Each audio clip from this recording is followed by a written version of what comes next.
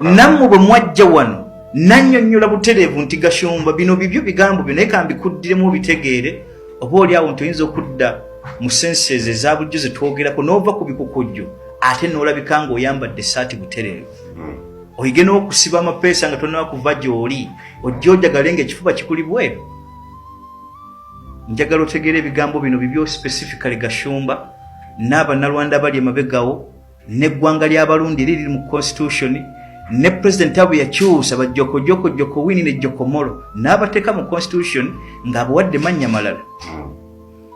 Naye tugamba tutya bwe tuba tuzimba eggwanga Uganda nategeeza Gashumba nti mu ndagaano ezasooka za 1894 eyo Buganda na Muzungu. Ne tudda mu ndagaano y'olwenda Muganda na Muzungu.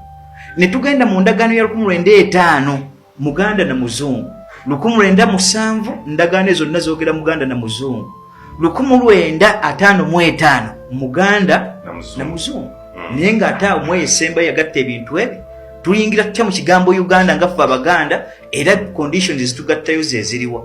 N'ekigambo Buganda kisobola kitya okusigalawo nga weekiri independently. Naye kyenjagala okutegeeza Gashumba ategeere Omuzungu bwe yali agatta eggwanga Uganda yatunuulira jurisdiction mu ndagaano y'olwenda mu ogumu n'amanya nti Buganda weeyita weewonera jurisdiction we ziri. N'amanya nti bwe nzimba ekigambo Uganda entirely egatta amawanga 114 n'abaleka ebbali temuliimu irrespective of the jurisdiction ezikakasibwa nti bwaliwo entalo wakati w'Omubelgium, Omuyitale, Omungereza ali wano n'Abafalansa ne baga nti interests zaffe tuzigatta eggwanga ne wetulitemu okulijja ku Congo ne side za Rwanda ekitono kino kibe kya Uganda ne South Sudan bwekityo bwe kyali ne ku ludda lwa Kenya Busia bwekityo bwe kyakola ki ekite twakigaana tubuuza lwaki temuli mu constitution teyabalekaamu mu mawanga 111 yamanya penalty erigenda okudda butya kubanga twesi yammwe weeri. Gashumba n'obwa Gashumba bwo mu buvandimwe baamu bubeezi magezi musoke museewo bwetoowaze oli kyagga mu Bible nti amagezi mutwalo gasinga ebyokulwanyisa n'ebyebagalibwako okulembeza mutwe nga weetisse byakulwanyisa okutuusa obubaka bwo bagamba oyinza okuba okwesa obusungu obungi n'obugambo ebigambo ebitatuukaganye na ndowooza bubaka bw'oderivaringa wandiba obulungi nendowooza engeri gy'osengekamu ebigambo matters where and how and what when. Gashumba ye bw'aba akitunuulidde azze nagiraavuze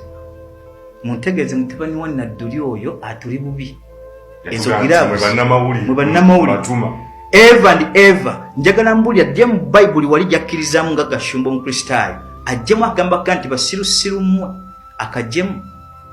mu abaana b'emisota nakaakagobemu bw'abakkiriza mu Bayibuli etambula na actions where d era lwaki bwe mba njogera ku Gashumba n'okujja kwammwe ne mbaga nti ensobi yeno ne mutagitegera n'oyasamya akamwako reflection ng'ogiddiza jjakana naddu ne famire ye nina kwasamiza kamu mu ngeri ey'eri pride niwankubadde ninakuga bigambo bikujjaamu siyinza kukeera nkya kuga nti omugezi Gashumba it is impossible omugezi Gashumba ng'atoyolesezza bugwago wavu omugezi disputes ze tuba nazo tuzisisa ku mmeeza naga nti ekituufu gundi yayogedde ku nsonga era oyo mugezi noga nti tumuyite atunnyonnyole tubuliddewa okwe kutegeera kwe nadde nsuubira mu Gashumba n'atefaanaganako oli gwe nayogerako nalweyiso n'akerenkya n'ajereyo nga muzeeyi ne mutabani we nganze bansiba nappi ne muga nti eryo ddubu muntegeera eddubu likwata ekyennyanja kimu ne lyerabira nti wali foolo bwe kibuuka bwekiti nga kigenda n'amazzi nayo ligenderako abulamu amagezi eryo. So tukkirize nti Bagashumba balina we baaseeseetukira ne bava ku mulamwa ne beerabira n'ekintu ekituufu nga si baliko we baaseeseetuka gamba baaseeseetuka bw'oga nti baliko wa bonna baaseeseetuka enkola gye twetaaga mu gavumenti Museveni yali badde atandika nayo ge magezi ge yali azze mu 98 n'agamba nti tuddeyo tubuuze ku bantu tuseewo ne referendum baagala nfuga ki ebitundu 98 ku 100 mu Buganda baaga nti federal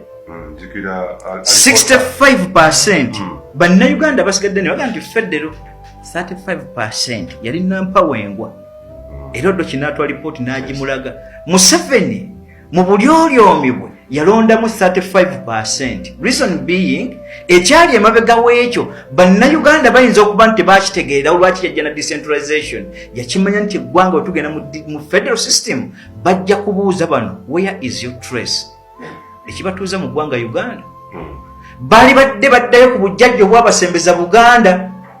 naye ne Buganda yababuuza mu 9 nga bakatuuka wano ebibinja byabwe bajja abantu 26 ku 27 abataka b'obusolya 6 ne bawandiika ebbaluwa egenda ewakagwa okumwebuuza ku nti eggwanga lino abazze tetubategeera naye balina mukunjawo ku bantu baffe tumanyi mwankole. Bwe batuuka 9 ne bawandiika ebbaluwa ng'eva Mmengo ne bategeeza nti kopi njirina Gashumba bwe batonnayo kwasamya kamwa njagala otegeera ebyo nze soogera bya birooto asigwibwako mpewo olwereere waayita omwaka abo ne basembera wano ne bajja ne bagguka wano naye ng'ekibadde kijja kibatawanyeza entalo za Belgium okubayisa obubi ne mu Congo ne mu Rwanda ne basenko ne baga nti Ababirigi batuyisizza buki ne banoonya obuddamu kubanga mu trace yaabwe bw'otunula gye baava eri mu Queen of Sheba nga bajja batambula ate baasibira Teeso ani Kalamojja era batwala olulimi lwa Luteeso